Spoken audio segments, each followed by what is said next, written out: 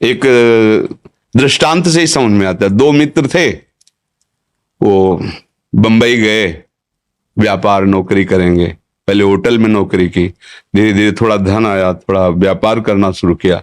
ऐसा व्यापार चला कि उन्होंने खुद होटल खोल लिया, बड़ा होटल, लाखों रुपया कमाई दोनों मित्र की। अब एक मित्र ने विचार किया कि एक को अगर मार देते तो पूरे होटल का मालिक मैं हो जाऊंगा। अब उसको विश्वास था कि हमारा दोस्त है, उसने जहर मिला दिया, वो मर गया। कुछ दिन बाद वो अपने घर आया तो उन गांव वाले ने पूछा, तो बोले हमारे साथ थोड़ी कर रहे थे, हमारे साथ चले थे पर वो अलग चले गए थे, हमें पता नहीं वो कहां चले गए, कैसे रहे। अब तो होटल में खूब पैसा आ रहा, जमीन खरीदी, मकान बनाया, सुंदर ब्याह किया। कुछ समय बाद लड़का पैदा हुआ, उसको अब इतना ऐश्वर्य, खूब पढ़ाना लिखाना, अमेरिका भेजा पढ़ाने के लिए। अब वहां बीमारी शुरू उसको हुई, अब यहां से पैसा शुरू, अमेरिका जाना। बीमारी इतनी बढ़ती चली गई, होटल बिक गया, मकान बिक गया, निजी जमीन जो खरीदी थी वो तो बिक ही गई, निजी जमीन बिक गई, आभूषण बिक गए। स्थिति ये हो गई कि खाने को नहीं रह गए। अमेरिका से बुलाया, गोद में रख के रो रहे थे कि अब प्राण के सिवा हमारे पास कुछ नहीं बचा। तो उनका पिताजी, मैं आपसे बात करना चाहता हूं, माता जी उस सबको अलग कर दीजिए। अलग किए तो बोले पहचाना, भगवत स्मृति से उसको पहचाना, मैं तुम्हारा वही दोस्त हूं जिसे कोई नहीं जानता, और जहर दिया था। हमारी ही संपत्ति हिस्से से बड़े थे ना, आज मैं तुम्हें सर्वनाश करके जा रहा हूं। मेरा वियोग और संपत्ति का वियोग तुम किसी काम की नहीं पधार गए। कर्म अवश्यमेव भोक्तव्यम कृतम कर्म। अभी हम आप तिलक लगाए बैठे हैं, लेकिन कल हमने जो किया है, जो फसल बोई है, वो तो काटना पड़ेगा ना। तो हमें धैर्यपूर्वक रहना चाहिए। उस जीव का इतने ही समय तक और ऐसी ही गति होनी थी, और मुझे उसे दुख भोगना था। वो राधा राधा राधा, आगे बढ़ो, ये भगवत मार्ग है, आगे बढ़ो, उसकी चिंता मत करो। जितने समय, ये सरकारी खेल है, जिस ऑफिस में, जिस बंगला में, जिस गाड़ी में जितने मिनट के लिए आदेश है, उसके बाद तुम उसका, तुम्हारी वो गाड़ी नहीं, तुम्हारा बंगला नहीं। जैसे सरकारी आदमी को ले दिया जाता, ये बंगला, ये गाड़ी व्यवस्था, सरकारी आदमी है, तो वो चाहे जितना आप उसकी बड़ाई करो कि वाह साहब आपका बंगला तो बहुत जोर का, बंगला जोर का नहीं है। किसी भी समय हमें फोन आ सकता है कि इस समय तुम्हारा ट्रांसफर वहां कर दिया गया है। हमारा बंगला, गाड़ी, बस ये जो गाड़ी मिली है ना, ये जो बंगला मिला है ना, ये सरकारी बंगला है।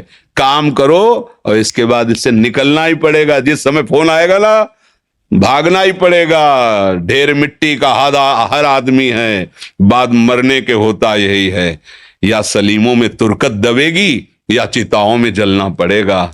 जिंदगी एक किराए का घर है, एक न एक दिन बदलना पड़ेगा। इसी को केवल सुधारना है कि अब हमारा आखिरी जन्म हो। इस दुख में, इस प्रपंच में, नाटक से मैं ऊब गया हूं, अब मैं नहीं इसमें जन्मना चाहता। ऐसी जगह जाना चाहता हूं जहां दुख न हो, भगवान के नित्य धाम में, भगवान की दिव्य लीला में सम्मिलित हो।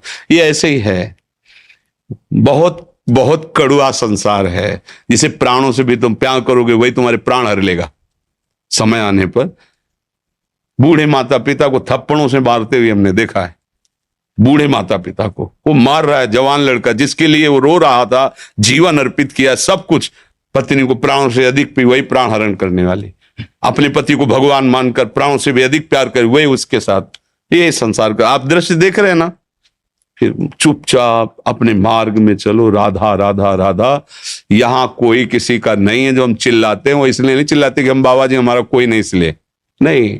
सत्य विषय को समझोगे तो धैर्यपूर्वक सह लोगे, नहीं तो फिर ये नाम दुखालयम अशाश्वतम, दुख है, इसमें दुख ही दुख है, कहीं भी सुख नहीं है।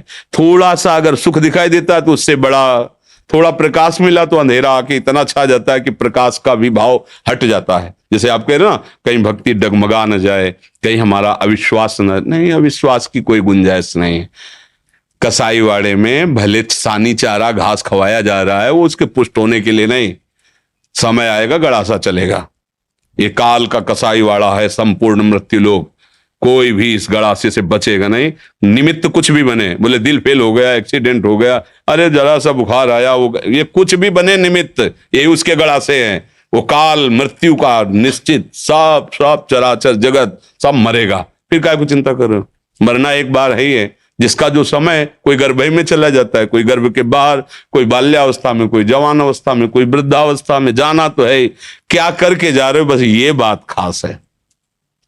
अब आप जो पीछे बिगड़ गया है उसको तो भोग लो, आगे की फसल गंदी ना होने पावे। राधा राधा राधा। अच्छे आचरण, दूसरों को सुख देना। बिना हमारे कर्म के हमें कोई दुख नहीं दे सकता, पक्का समझ लेना।